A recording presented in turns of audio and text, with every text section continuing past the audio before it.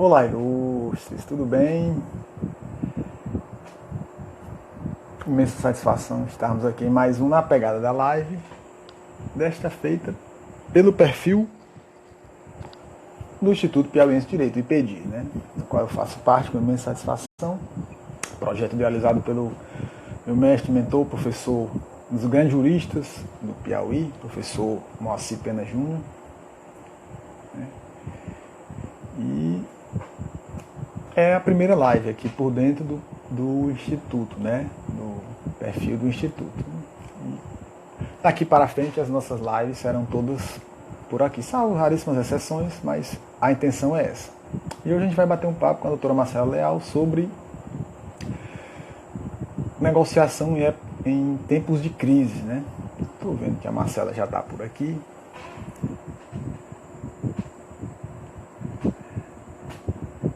Doutor Igor, seja muito bem-vindo.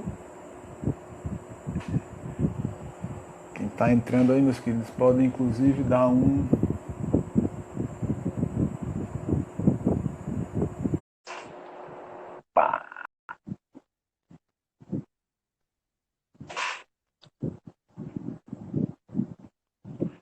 Doutora Marcela Leal, muitíssimo bem-vinda. Sempre uma satisfação conversar com você. Deixa eu ajeitar aqui, dar uma angularizada. Sirene, doutora Vanessa, sejam muitíssimo bem-vindos, doutora Sandra. Aproveitem aí e dá uma clicadinha aí no coraçãozinho, o like que chama, para avisar aí para a turma que a gente está aqui. Marcela, você me ouve? Tô escutando bem. Já não sei, eu tô com medo. A sua imagem para mim está congelando. Eu tô com medo da gente estar com esse mesmo. Temos o problema de novo de conexão, Você está me ouvindo? Eu tô ouvindo e vendo perfeitamente.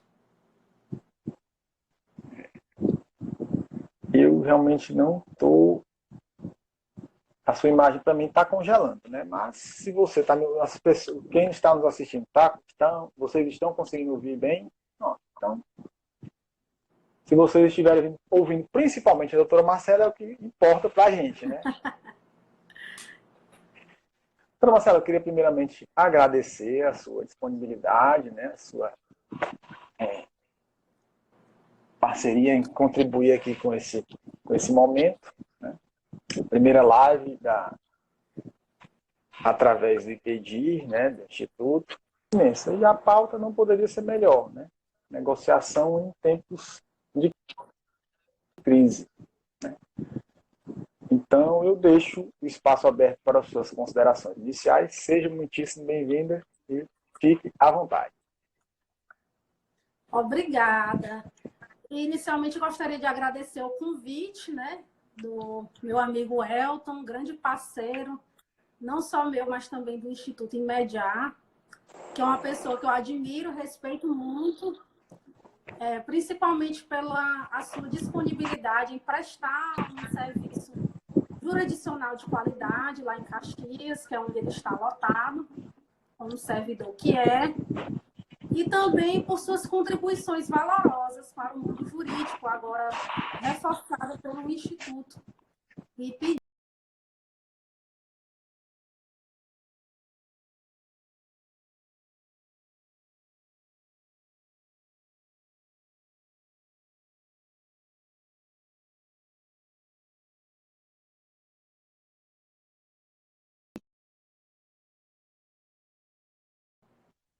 Opa, voltamos? Oi, você está me ouvindo? Estou ouvindo. Pronto. Eu acho que agora vai. Desconectei do Wi-Fi, eu acho que pelo 4G está mais fácil para a gente conversar agora. Então, pessoal, hoje, o nosso diálogo hoje é sobre negociação em tempos de crise.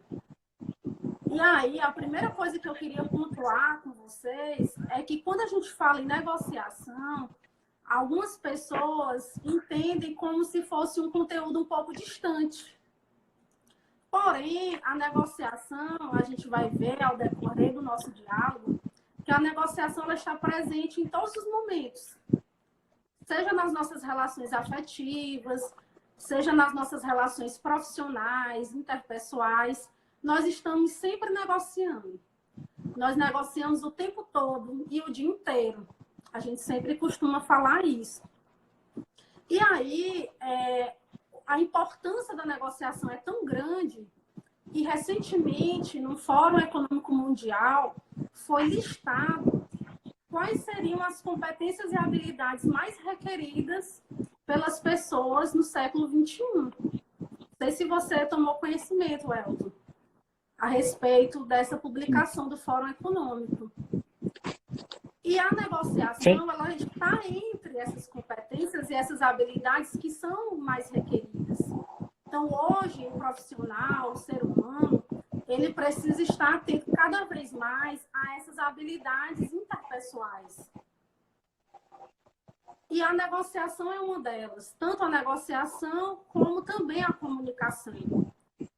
E se a gente prestar atenção, a gente pode perceber que tanto a comunicação como a negociação, elas andam juntas. Por quê? Para eu negociar, eu preciso me comunicar. Mas essa comunicação não pode ser de qualquer forma. Essa comunicação ela precisa ser efetiva. Ela precisa ser clara o suficiente para que o interlocutor compreenda a minha intenção da minha fala. E é por isso que é importante estudar tanto a negociação como a comunicação. E você tocou num ponto interessante, doutora Marcela, que as pessoas realmente têm essa... a negociação, se fala muito em mediação, se fala em conciliação, né? Mas a negociação, ela não... Assim, nos parece que não está inserida, né? De uma forma, deixa eu me explicar melhor. Parece que ela não tem assim, a atratividade, talvez. Quando se fala em negociação, parece mais uma questão de cunho empresarial ou de cunho patronal, né, com o empregado. Não se dimensiona que a negociação ela pode servir para, como você bem pontuou, todas as esferas, todas as searas, todos os aspectos da nossa vida, inclusive do cotidiano. Não é isso? Perfeito, Elton. E eu vou aproveitar que você fez essa consideração para fazer uma distinção, até para esclarecer melhor para os nossos colegas que estão assistindo. Tem dois tipos de negociação: a negociação direta e a negociação assistida. A negociação direta, ela ocorre quando as partes elas têm um mínimo de diálogo. Vamos supor que eu venha até alguma questão controvertida com você, Elton. A gente se comunica bem, nós temos um diálogo, então nós podemos resolver isso diretamente, sem a intervenção de uma terceira pessoa. Quando as partes elas resolvem as questões controversas de forma direta, nós estamos tratando da negociação direta, ou seja, sem a intervenção de uma terceira pessoa. Agora, a partir do momento em que essas mesmas partes têm alguma dificuldade de diálogo, porque o processo de comunicação delas está fragilizado, ou por algum motivo de mágoa, de ressentimento, qualquer motivo que seja, é necessário se recorrer a um terceiro. E aí, quando a gente recorre a um terceiro, essa negociação passa a ser a negociação assistida. E é o que a gente chama, dependendo do tipo de terceiro, pode ser uma mediação, pode ser uma conciliação. A mediação nada mais é que uma negociação assistida por um terceiro imparcial. E aí a diferença vai ser que na conciliação, esse terceiro imparcial, que é o conciliador, ele pode propor, ele pode sugerir. Já na mediação, esse terceiro imparcial, que é o mediador, ele não sugere. Ele vai atuar como facilitador, no sentido de que ele vai facilitar o diálogo dessas pessoas. Aquele diálogo que está rompido, o mediador vai intervir no sentido de facilitar o diálogo para que essas partes restabeleçam o diálogo e elas próprias conduzam a direção, a sua decisão final. O mediador ele não decide, ele facilita. Quem vai decidir são as próprias partes. Então, essa é uma distinção muito importante. Inclusive, o advogado também pode atuar como negociador. Só que o advogado, ele vai ser um negociador que vai ter um interesse direto. Ele vai ser parcial. Diferentemente do mediador, que é imparcial, e do conciliador, que é imparcial, o advogado ele vai defender os interesses do seu cliente. E para ele defender os interesses do seu cliente, ele vai ser parcial. E aí é interessante que o advogado também se aproprie das técnicas para que ele possa assistir o seu constituído da melhor forma possível. A gente, para a gente tornar uma questão um pouco mais didática, a gente abrindo esse leque de opções, né? A gente poderia inserir, então, a negociação como uma dessas vertentes de se gerir o conflito, de se tentar a consensualidade. É isso? A negociação estaria inserida nesse rol de possibilidades, por assim dizer. Sim, nesse rol de possibilidades. É porque quando a gente fala em negociação, geralmente a gente associa a negociação direta, né? Sem a intervenção de um terceiro. Mas a mediação vai beber da fonte da teoria da negociação, a conciliação também bebe da fonte da teoria da negociação. A negociação é um gênero. Aí dentro da negociação nós temos as espécies, que são a mediação e a conciliação. Nesse momento. Opa, pode ficar à vontade. Não, pode dizer. Não, tranquilo. Pode ficar à vontade. É porque eu me empolgo. Pode Não, fique à vontade. Não, pode continuar. Você dizendo outra coisa, pode continuar sua raciocínio. E aí, é interessante também qual vai ser o tipo de abordagem da pessoa que está negociando. Isso vai determinar o rumo da negociação. Nós temos basicamente dois tipos de mediação, de abordagem de negociação. Quer dizer, eu tenho a negociação competitiva, que também é chamada de negociação distributiva, e a negociação cooperativa ou integrativa. O estilo que eu vou adotar vai determinar o caminho que essa negociação vai seguir. Se eu escolho adotar uma negociação do tipo competitiva, ela vai ter uma série de características. Que características são essas? Na negociação competitiva, o próprio nome já sugere. Existe uma competição. E numa competição, para um ganhar, o outro precisa perder. Não existe conciliação de interesses. Um ganha e o outro perde. Exemplo típico, processo judicial. Então, no processo judicial, o que é que a gente observa? Existem ganhadores e perdedores. Dificilmente se concilia interesses no processo judicial. Então, essa é a abordagem competitiva. Ela é o seguinte, na competitiva, eu, enquanto negociadora, eu quero maximizar os meus ganhos. Se eu quero maximizar os meus ganhos, eu quero que a outra parte tenha o mínimo de ganho possível, porque existe essa disputa. E isso é muito claro no processo judicial. Agora, a partir do momento em que eu começo a adotar outro tipo de competição, a postura muda, que é a postura cooperativa ou integrativa. Então, cooperativa, o nome também sugere. As próprias partes cooperam, as próprias partes procuram buscar soluções e que essas soluções sejam mutuamente aceitáveis. Então, na teoria da negociação, o que é que a gente fala? Aumenta-se o tamanho do bolo, aumenta-se os ganhos para que esses ganhos possam ser repartidos para ambas as partes. E é o grande diferencial dessa abordagem cooperativa ou integrativa. Integrativa porque integra os interesses de ambas as partes. Tem algum desses tipos para a gente pontuar? Por exemplo, a competitiva, você bem pontuou, a gente percebe ela claramente na disputa judicial, dentro de um processo judicial. Mas enquanto negociador, né, existe alguma forma de ver o que é melhor? Por exemplo, o advogado ele vai recebe uma demanda de um cliente. Então, ele vai adotar uma estratégia de negociação. Né? Então, ele que vai decidir, diante do conhecimento das técnicas dele, qual é a melhor forma de aplicar. Se é uma mediação competitiva, se é uma mediação cooperativa, ou isso independe da vontade. Vai ser aplicado diante da situação momentânea. No caso do advogado, o ideal é que ele converse com o seu cliente para saber identificar quais são os interesses do seu cliente.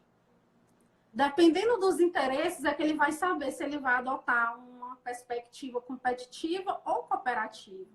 Mas, via de regra, é perfeitamente possível fazer uma abordagem cooperativa, ainda que dentro do processo judicial.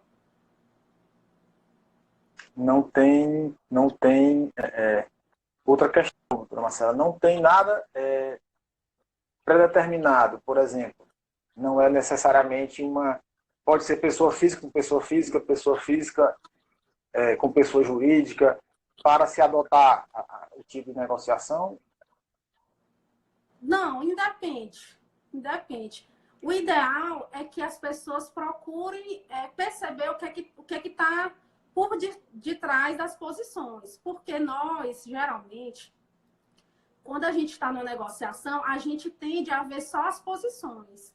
O que são as posições? São aquilo que as partes declaram. São aquilo que as partes externam voluntariamente. Para ficar mais claro, eu vou dar um exemplo.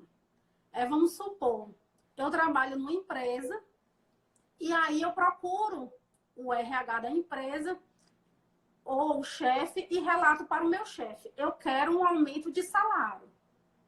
Quando eu digo eu quero um aumento de salário, eu estou externando uma posição. O que eu quero? Um aumento de salário. Só que por trás dessa posição tem um interesse. E esse interesse, muitas vezes, a outra parte, ela não se atenta para descobrir que interesse é esse. Então, se o chefe ou a pessoa do departamento do RH, ela se basear só na posição, essa negociação ela vai ser muito pobre. Ela vai restar prejudicada. Agora, se essa pessoa que está me ouvindo, se o meu interlocutor procura descobrir o porquê, mas, Marcela, por que você está pleiteando esse aumento de salário? Aí vamos supor que eu diga, olha, eu quero esse aumento de salário porque eu quero me sentir reconhecida. Porque chegou, de repente, outra pessoa na empresa há pouco tempo e já está ganhando mais do que eu, vamos supor. Então, na verdade, tem um interesse ali, tem uma finalidade, que é essa finalidade de ser reconhecida. E que também é uma necessidade humana. E na negociação, a gente trabalha muito com o entendimento do Maslow, que é um psicólogo, que ele fala da teoria das necessidades humanas. Se a gente for perceber, se a gente for analisar com calma, a gente percebe que todo conflito, ele ocorre diante de uma necessidade que não foi atendida. Nesse caso que eu procurei o RH, qual era a minha necessidade que não estava sendo atendida? O reconhecimento. Eu não estava me sentindo reconhecida, eu não estava me sentindo recepcionada no local que eu trabalho. Então, se eu faço um acordo só com base na posição, dificilmente eu vou resolver um problema. Quando eu passo a analisar os interesses e as necessidades, eu consigo ir mais a fundo. E aí, esse acordo que foi celebrado, ele tem tudo para ser frutífero, ele tem tudo para trazer resultados a longo prazo. Então, a gente pode inferir mais ou menos, inferir, né, realmente, ter essa noção de que o ideal seria, por exemplo, já que você usou o exemplo do RH, o ideal seria que nas empresas, né, por exemplo, esses profissionais que trabalham nessas áreas, né, tenham esse mínimo de conhecimento, né, dessas técnicas de negociação. É isso? Com certeza, com certeza. Essas técnicas de negociação, elas são imprescindíveis para todos nós. Porque a gente está todo dia, cotidianamente, tratando desses conflitos, dessas questões interpessoais. Então, quanto mais conhecimento eu tiver, que eu tiver mais disposta ao diálogo, de ouvir, que é uma coisa que a gente, infelizmente, nós deixamos de lado. Muitas vezes a gente só quer explanar as nossas ideias, mas a gente não para ouvir as pessoas. Nós não fazemos a escutativa. Geralmente, a pessoa só fala e não quer escutar o que é que o outro tem para contribuir. E isso dificulta demais a comunicação, as habilidades interpessoais, os relacionamentos também são prejudicados porque a gente só quer ouvir o nosso lado, a gente não se coloca no lugar do outro. E a gente estuda isso na teoria da negociação, trocar as lentes. Não enxergar só pela minha lente, mas tentar entender e olhar pela lente do outro. Você, Marcela, que é além de professora, né, fera nessa área da negociação, é também advogada. Aí, sim, fazendo um paralelo, como é que você se sente quando você está numa mesa, ou numa audiência, ou numa negociação, você e outro advogado que não domina as técnicas da gestão de conflitos, ainda é aquele advogado, né, que gosta da briga, o beligerante. Como é que você tenta agir? Como é que você age? Tenta agir não. Como é que você age? Como é que você se sente diante desse tipo de situação? Eu procuro, Elton, dialogar o máximo possível e tentar entender um pouco do pensamento do colega. E isso a gente faz mediante técnica. E uma das técnicas é através de perguntas. A gente vai perguntando para o colega, a gente vai fazendo perguntas, desde perguntas fechadas, do tipo sim ou não, como também perguntas abertas, né? Como você se sentiria se você estivesse no lugar do meu cliente? Né? Eu costumo fazer essa pergunta. Ou se a gente está falando de um divórcio e, de repente, o advogado está naquela visão posicional de só enxergar um lado, eu costumo perguntar, como é que você acha que o seu cliente vai voltar para casa se ele não conseguir resolver esse problema? Você acha que vale a pena a gente insistir nessa posição, a gente insistir nessa forma de ver, sem enxergar a perspectiva do outro? E isso principalmente quando tem filho, porque a gente sabe que quando tem filho, a gente procura sensibilizar porque tem aquele bem maior, aquele bem mais precioso, que é o filho. E quando acontece a ruptura do relacionamento, o que rompeu foi a conjugalidade. A parentalidade, ela continua existindo. Então, uma das técnicas da negociação é essa, de procurar interesses comuns. E qual seria o interesse comum entre um casal que está passando por um processo de divórcio? O interesse comum é o bem do filho, porque, de uma forma ou de outra, todos os dois têm esse interesse comum, que é o bem-estar do seu filho. Tocou num ponto interessantíssimo, Outra técnica também, Elton, que a gente pode utilizar, principalmente nas audiências, é a técnica do espelhamento. Na técnica do espelhamento, você procura reproduzir o comportamento da outra parte, para que ela possa se sentir, ter a empatia com você. Esse espelhamento pode ser, de repente, até um gesto. Por exemplo, agora você está assim. Aí eu posso fazer o mesmo gesto para mostrar para você que eu estou me identificando com a sua fala, que a gente tem essa conexão. E isso é muito importante. É por isso que, enquanto mediadora e advogada, e também como uma pessoa que trabalha com a advocacia resolutiva, eu sempre falo para os demais colegas advogados, nós temos que investir nessa capacitação e nessa divulgação para os colegas advogados, porque quanto mais advogados tiverem esse conhecimento, quanto mais advogados tiverem esse olhar dessa advocacia mais resolutiva, dessa advocacia mais humanizada, dessa advocacia consensual, será melhor para nós advogados, porque vai ser um caminho mais leve e também para os nossos clientes, porque, pelo menos eu, enquanto advogada, o meu interesse não é só de receber meus honorários, mas o meu interesse também é resolver aquele conflito. E é isso que acontece, é isso que acontece nas universidades. Muitas vezes os alunos, eles são treinados apenas para o processo. Só que o processo ele só é uma das vias. Nós temos várias vias.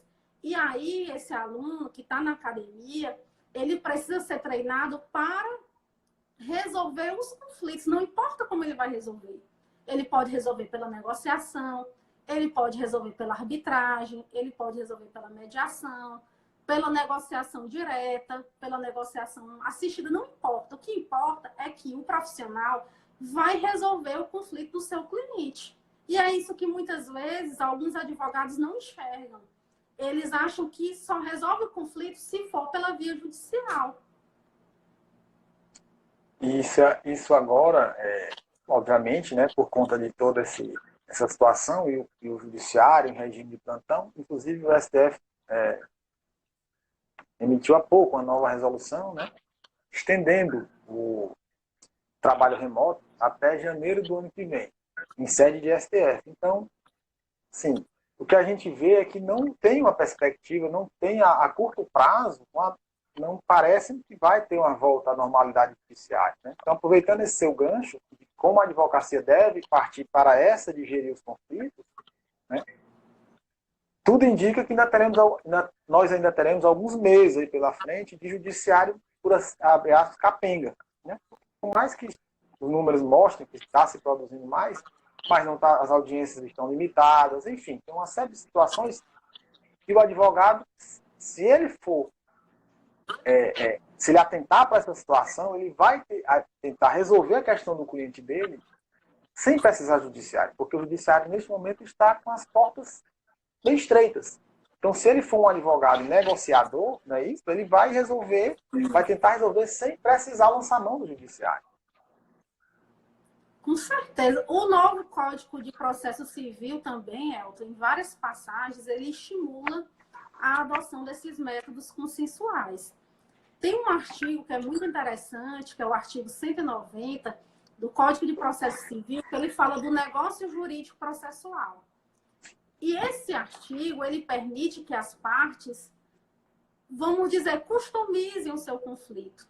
Elas podem dispor livremente. O que importa é a autonomia da vontade das partes. Então, esse princípio é maior.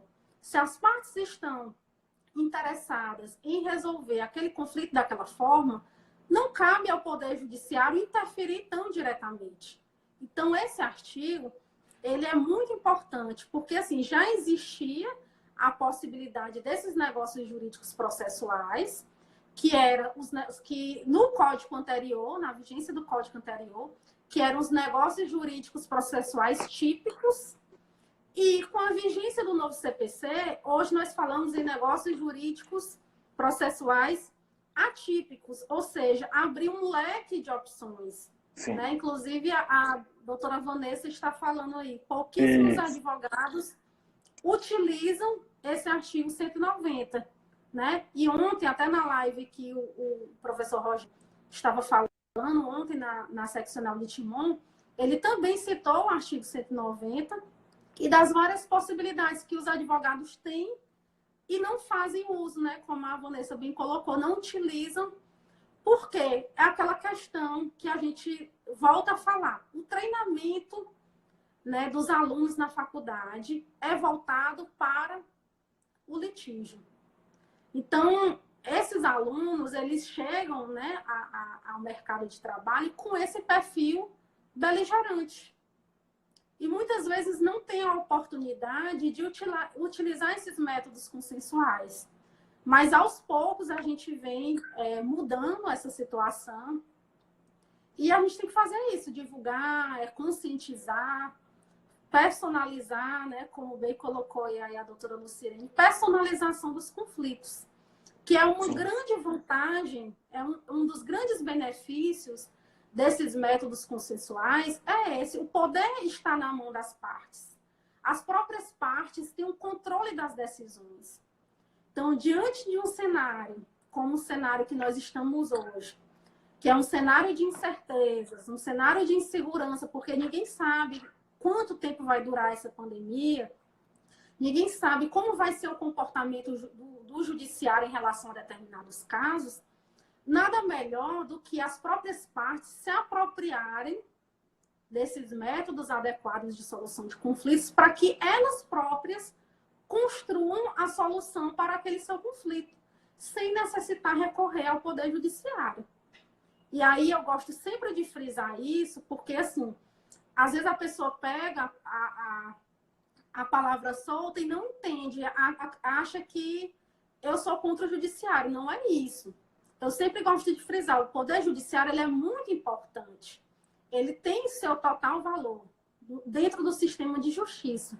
Só que o sistema de justiça é muito maior do que o Poder Judiciário. Sim. O Poder Judiciário é uma vertente dentro do sistema de justiça. E aí, pode ser que essa parte tenha necessidade de procurar o auxílio desse terceiro, que, como eu falei, pode ser um mediador, pode ser um conciliador, ou pode ser, inclusive, o próprio advogado. Né? Vai depender do caso concreto.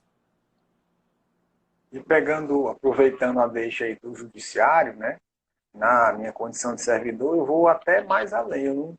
Eu prefiro colocar, né, o judiciário como a última opção. Por tudo que se sabe, né? Pela lentidão, pela morosidade, pelo excesso de demandas. O judiciário não dá vazão. Então, se nós, enquanto sociedade, as partes, os envolvidos nos conflitos, buscarem, aí é muito importante o papel do advogado. Porque, principalmente nos conflitos de família, você atua nessa área também, na área da advocacia familiar, as partes vêm muito envolvidas emocionalmente. Então, cabe ao profissional que tem a técnica para dizer, olha, não vamos por aqui, o judiciário, não, mas eu quero judicializar, eu quero brigar. Não, vamos tentar resolver por aqui. Então, assim, eu não diria nem que o judiciário é uma das formas, porque realmente o é, mas eu prefiro que a gente entenda ele como a última opção. Então, quando nós começarmos, os estudantes, os juristas, de um modo geral, os operadores do direito, começarem a entender isso, as coisas vão fluir, né? Os processos, não vão existir mais tantos processos, enfim. A justiça, o sistema de justiça vai ter uma fluidez, vai funcionar bem melhor, né? Exatamente, Elton. Principalmente agora, nessa época que a gente está vivenciando. Então, os conflitos, eles não deixaram de existir. Sim. Pelo contrário, em algumas áreas, os conflitos foi aumentar. E aí, diante disso, as pessoas, elas têm pressa. Elas querem resolver seus conflitos, não é verdade? Sim. E aí, eu posso utilizar como saída a negociação, que é mais célere, que vai ter um retorno, além de mais rápido, vai ter um desgaste emocional menor, porque eu vou tratar ali diretamente ou no máximo com um profissional que vai levar em consideração os interesses e as necessidades das partes e fica mais fácil. Que é outro aspecto que a gente também acordou de tratar hoje em relação aos contratos. Sim, eu já ia pegar esse gancho para te perguntar isso, né? Como aproveitar esse momento, né? Como você me falou, os conflitos não diminuíram, muito pelo contrário, né? Foi um boom, né? E aí, contratos... a gente fica nesse dilema, né? Como é que ficam os contratos? Hoje mesmo uma pessoa me perguntou, até uma ex-aluna, professora, eu estou com um problema em relação a uma questão de consumo, mas a assistência técnica não está funcionando, por conta da pandemia, não é uma atividade essencial. E a gente realmente, nesse período, surgem muitas dúvidas, porque nós estamos vivenciando uma situação totalmente atípica, que fugiu do nosso controle. Mas, assim, de uma forma geral, o que eu gostaria de deixar bem claro? Que o ideal é que os contratos sejam mantidos. O ideal é que haja a manutenção dos contratos. Agora, como é que a gente vai trabalhar em relação a cada contrato? Vai depender muito. Porque cada contrato, ele tem uma relação jurídica diferente. Tem contrato que é típico de relação de consumo. Ele está amparado pela lei, que é o Código de Defesa do Consumidor, que é uma lei mais protetiva. A gente olha para esses contratos de uma forma diferente. Alguns contratos são de natureza civil, já é outra natureza jurídica.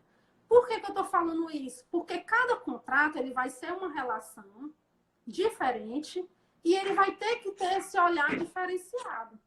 Por isso que cada vez mais é interessante utilizar a negociação, porque as próprias partes elas vão estar no controle das decisões. Então, elas que vão dizer qual é a melhor forma de resolver aquela situação.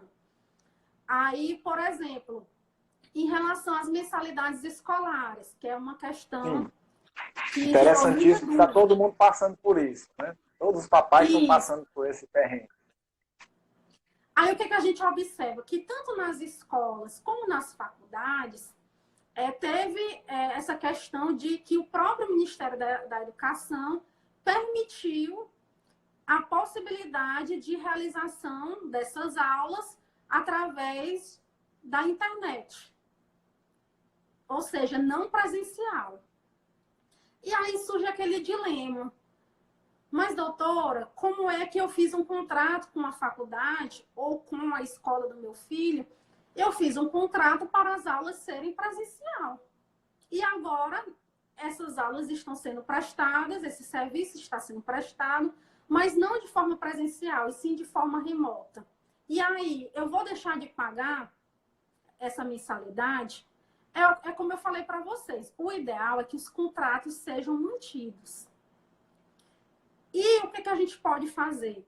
Se o consumidor, já que no caso das mensalidades escolares é uma relação de consumo, se o consumidor ele perceber que esse contrato está sendo prestado de forma deficiente, ou não está sendo prestado de jeito nenhum, não está tendo aula, ou está sendo prestado de forma deficiente, com falha, esse consumidor tem direito a um abatimento do preço. Mas por que ele tem esse abatimento no preço? Porque o serviço foi prestado de forma defeituosa. E isso é claro no Código de Defesa do Consumidor. O consumidor ele não pode estar sujeito a prestações excessivamente manifesta, desproporcional à sua realidade. Como é que eu contratei um serviço, esse serviço não está sendo prestado com qualidade e eu vou pagar o mesmo preço. Então, é possível que o consumidor peça esse abatimento do preço. Outra possibilidade também é que o consumidor pode procurar a instituição de ensino e pedir a planilha de custos. Ele tem direito. Olha, eu sou pai, né? No seu caso eu sou pai, tenho uma filha no colégio. As aulas eram prestadas presenciais. Eu entendo que a partir do momento que as aulas estão sendo prestadas por videoconferência ou pela internet, houve uma redução de custos. Eu queria ter acesso à planilha de custos da instituição de ensino. É possível. Isso, como eu falei para vocês, sempre com base na boa-fé, sempre com base na razoabilidade, com respeito, porque nós entendemos que podemos ter opiniões divergentes, mas sempre que eu manifesto a minha opinião com respeito ao ponto de vista do outro, esse diálogo ele vai funcionar. Então, em relação às mensalidades escolares, é o que eu falei para vocês, é possível abatimento do preço. Se ainda assim não for resolvido, o que é que o Senacom, que é a Secretaria Nacional de Consumidor, recomenda? Essa secretaria, ela emitiu uma nota técnica dizendo que, em caso de conflito em relação às instituições de ensino, o ideal é que se busque a negociação, né? O assunto que nós estamos tratando. E, como se trata de relação de consumo, existe uma plataforma específica para isso. Eu acredito que muitos já têm ouvido falar, mas para quem não sabe, existe uma plataforma gratuita e pública, que é o consumidor.gov, e nessa plataforma é possível a conexão direta entre consumidores e fornecedores. Nessa plataforma, o consumidor acessa a plataforma, aciona aquela empresa, procura a empresa, e a empresa tem um prazo de 10 dias para responder àquela reclamação feita pelo consumidor. E os resultados dessa plataforma são muito, de uma forma geral, são bons resultados, não é, Elton? Então, muita gente tem procurado essa plataforma, inclusive o próprio judiciário recomenda e é integrado a essa plataforma do consumidor.gov. Inclusive, agora nós tivemos recentemente, acho que esta semana já, né, uma interligação do sistema, né, do PJE, que é o Processo Judicial Eletrônico, com a plataforma consumidor.gov. Então, já tem essa integração. Realmente, eu acho que as grandes empresas, principalmente, né, doutora Marcela, já estão percebendo isso, né?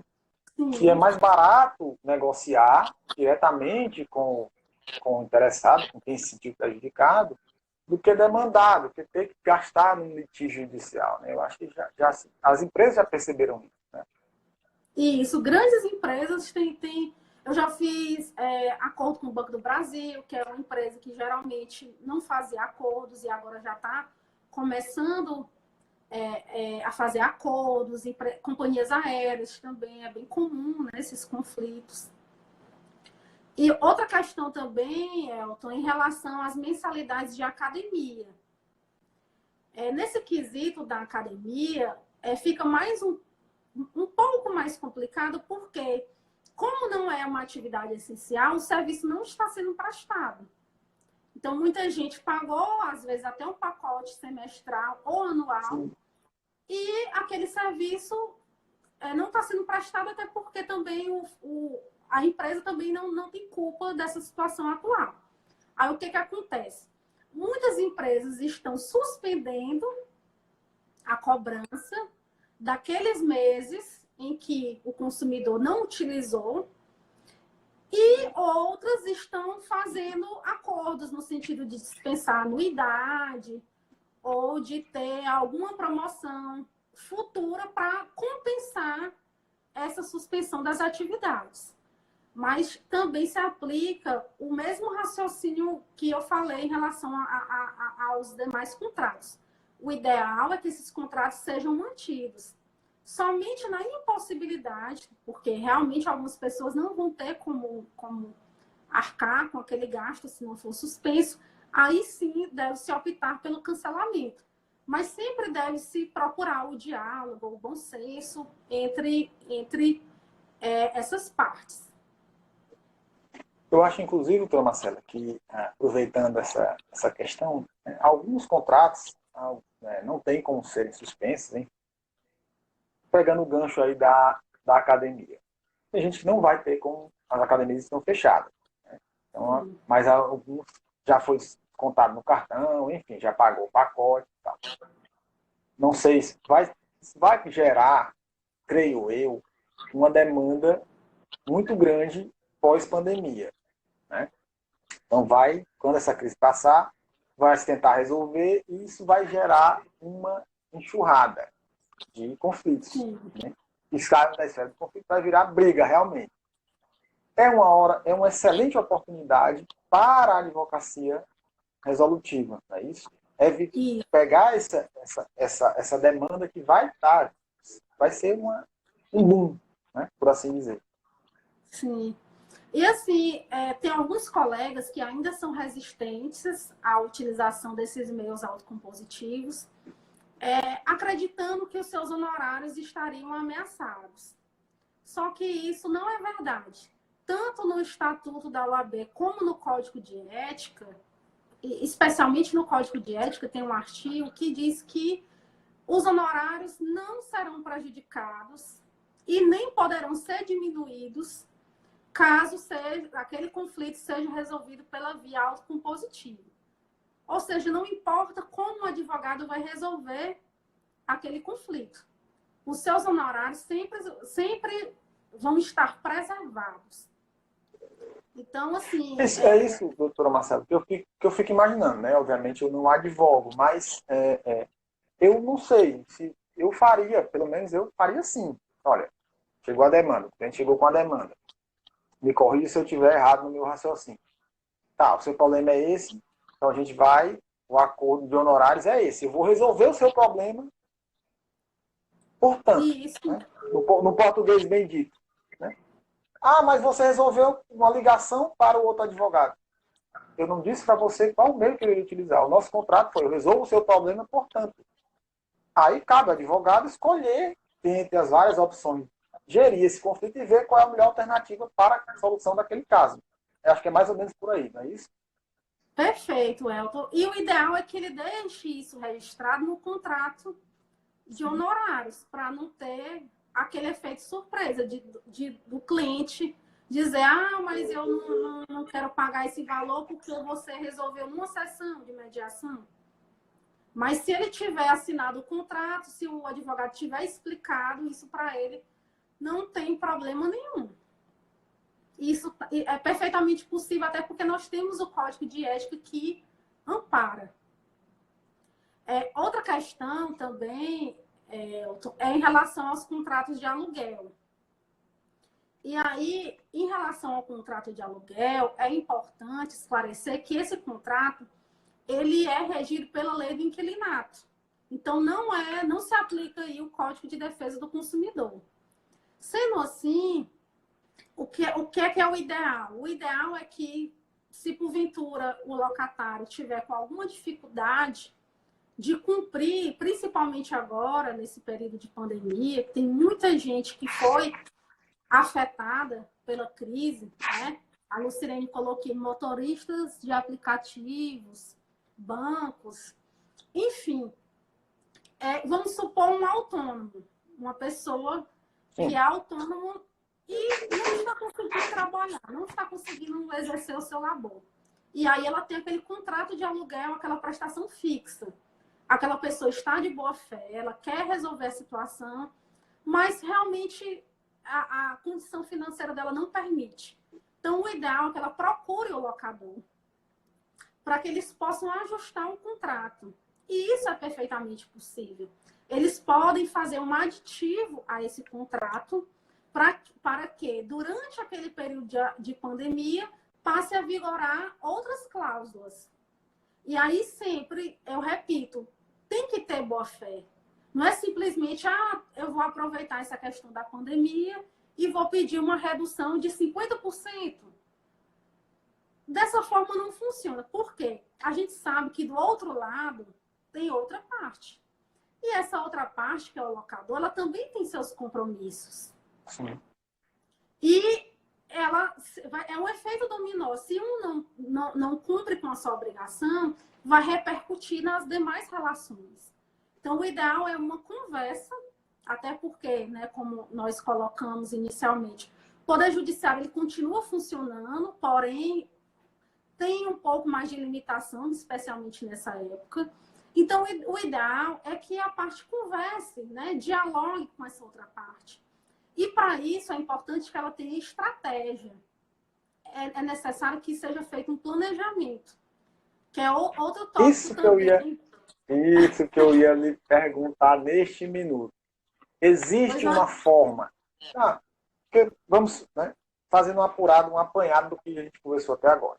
A pessoa tem aluguel, tem escola de filho, tem financiamento de carro, como a Lucirene falou, tem prestação, né, consignado, banco, enfim.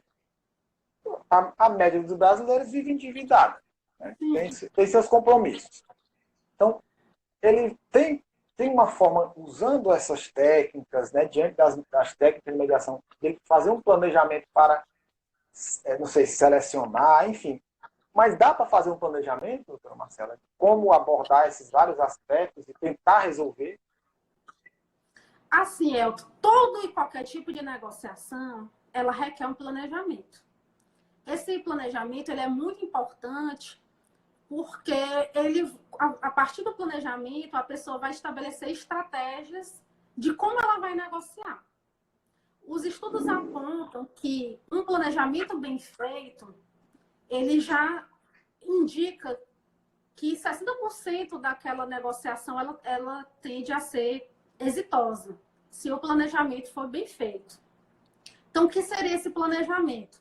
A primeira coisa que a pessoa precisa saber antes de ir para a mesa de negociação é coletar informações. Eu não posso simplesmente chegar numa mesa de negociação sem fazer essa etapa prévia, que seria procurar investigar o máximo de informação possível. Nesse exemplo que eu dei do locador e do locatário. Então, imagine que eu estou nessa situação de crise, quero procurar o meu locador. Mas muita gente tem essa relação e ela nem sabe nada da vida do locador, ela só assinou o contrato e ainda não tem nenhum tipo de vínculo. Então, o ideal é que esse locatário procure investigar como é a vida do locador, qual é o perfil dele, ele é um perfil mais competitivo, ele é um perfil mais cooperativo, é uma pessoa jovem, é uma pessoa mais idosa, porque a gente sabe que tem muita diferença geracional. Então, imagine um locador jovem, aí vai conversar com um locador mais velho. Aí ele vai utilizar gírias. Não vai funcionar. Então, é importante essa coleta de informações para saber o perfil de quem eu estou negociando. Outra questão importante também, como preparação e planejamento, é a comunicação. Como eu falei lá no começo, a comunicação ela anda junto, de mãos dadas com a negociação. Para eu negociar bem, eu preciso me comunicar de forma clara. Eu preciso me comunicar de forma assertiva. Então, eu preciso estabelecer esse contato direto com o meu interlocutor. Eu preciso me fazer entender. E quando eu falo em comunicação, eu estou falando tanto da linguagem verbal, né, que é essa que nós estamos falando, como também a linguagem corporal, que são os gestos. Então, imagine eu dizer, olha, eu estou muito satisfeita com essa live de hoje. E eu ficar todo o tempo cabisbaixa, ou franzindo a testa. Quer dizer, nada do que eu estou externando pela língua falada não está condizendo com o meu comportamento. E os estudos demonstram que as pessoas, elas têm uma atenção, uma confiabilidade maior, muito mais na linguagem corporal do que na linguagem falada. Então, isso é muito importante durante a negociação. Quando eu estou, por exemplo, falando uma proposta, eu preciso ver de que forma que a outra pessoa vai reagir, até para eu mudar de estratégia, caso essa minha estratégia não tenha surtido o efeito esperado. Outra questão também, na negociação, a gente utiliza muito a expressão ZOPA. O que seria a ZOPA? Seria a zona de opções. Então, vou dar um exemplo para ficar mais claro. Imagina que nesse mesmo exemplo do locador e locatário, o locatário ele vai para a mesa de negociação pensando o seguinte, olha, o ideal para mim hoje, nesse momento de crise, é que eu tenha uma redução de 30% no valor do aluguel.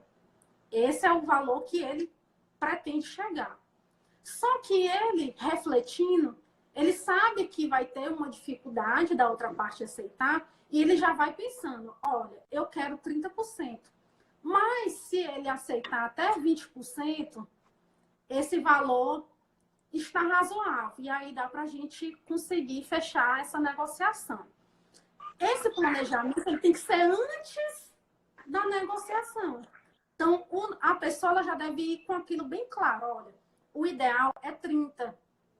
Mas, se chegar a 20%, eu estou satisfeito. Então, a ZOPA é essa zona, esse intervalo. Nesse caso que eu falei, dos 30% ao 20%. Então, isso... A gente poderia dizer assim, seria uma margem para negociar. É isso? Trocando uma margem para negociar. Uma margem para negociar. Eu quero isso, mas até aqui tá bom para mim, dá para aceitar, né? Isso, obviamente, como você bem frisou, já chegar lá tudo bem delimitado. Não é uma coisa para você tentar resolver em cima da hora. Isso, é importante esse planejamento prévio. Por que é importante eu ir consciente dessas opções? Porque aquela pessoa que não planeja, ela vai para a mesa de negociação e ela deixa a outra pessoa conduzir totalmente, ela fica totalmente alheia porque ela não planejou. E isso enfraquece.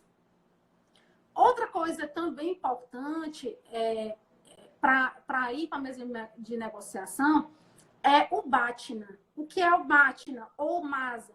Melhor alternativa ao acordo negociado. Falando bem claro, o bom português, é o famoso plano B. Então, eu vou para a mesa de negociação, eu sei que eu tenho aquele intervalo entre os 30 e o 20, mas eu tenho um plano B. Ó, a minha opção é essa, mas se esse não der certo, eu já tenho outro plano. No caso do aluguel que eu falei, olha, o ideal é os 30, eu negocio até 20. Mas se não der certo, eu vou rescindir o contrato porque eu já conversei com um amigo meu para dividir uma kitnet. É um exemplo. Então, eu já vou pensando em todas essas possibilidades. Por que é importante? Porque quanto mais alternativas eu tiver, plano B, tem gente que vai até o plano Z, né? Quanto mais planos eu tiver, quanto mais alternativas eu tiver, mais forte eu vou para essa mesa de negociação. Se não, eu estou fadada a ir para uma mesa de negociação e aceitar o que me fornecerem, porque eu não planejei, porque eu não vi uma opção fora daquela que eu internalizei inicialmente. Então, tudo isso é planejamento. Outra questão, o ambiente. O ambiente é muito importante. Então, eu preciso ir... o ideal é que eu vá para uma negociação num local que eu me sinta segura, num local tranquilo, em que possamos conversar, num local silencioso. Se for necessário que naquele local já tenha os equipamentos necessários. Por exemplo, eu quero fazer um aditivo contratual. Então, se eu já sei que tem essa possibilidade do aditivo contratual, o ideal é que eu já leve esse contrato ou pronto, ou pelo menos encaminhado. Ou que se eu vou precisar da internet para pesquisar alguma coisa, então o ideal é que eu procure um local que tenha esse equipamento, que tenha um acesso à internet. Então, tudo isso são coisas que precisam ser planejadas antes da negociação propriamente dita. Outra Doutora questão... Marcela, Oi. eu vou, infelizmente, eu não, né? Infelizmente o Instagram vai nos interromper, tá? E aí nós temos 2 minutinhos, 1 minuto é alguma coisa. Eu gostaria primeiro de agradecer, né, a sua solicitude, a sua presteza em trazer sempre, né, seus sábios ensinamentos. Gostaria de dizer para vocês que, para a gratidão do IPEDI, a doutora Marcela topou ser uma parceira nossa, então vem muita coisa boa aí, tá? Vem muita produção de conteúdo junto aqui com a gente no IPEDI, tá bom? A live vai ficar gravada no Instagram.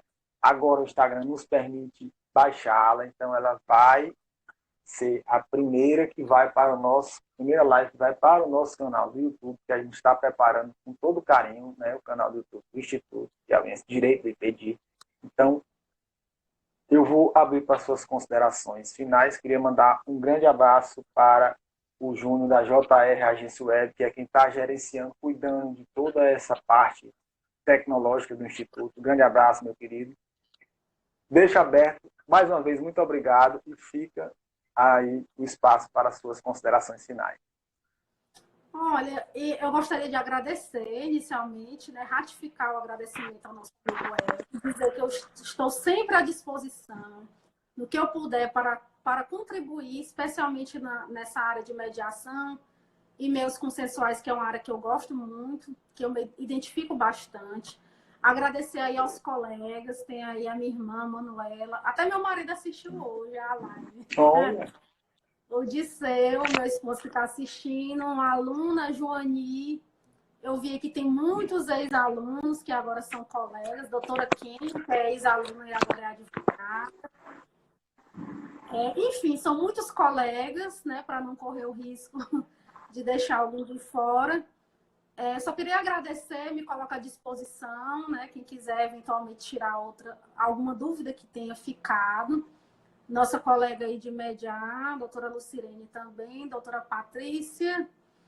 E é só agradecer e me colocar à disposição de eventuais esclarecimentos que a gente tenha deixado de abordar, porque o assunto é muito instigante, a gente vai falando e sempre fica algum ponto que poderia ter sido citado. Então,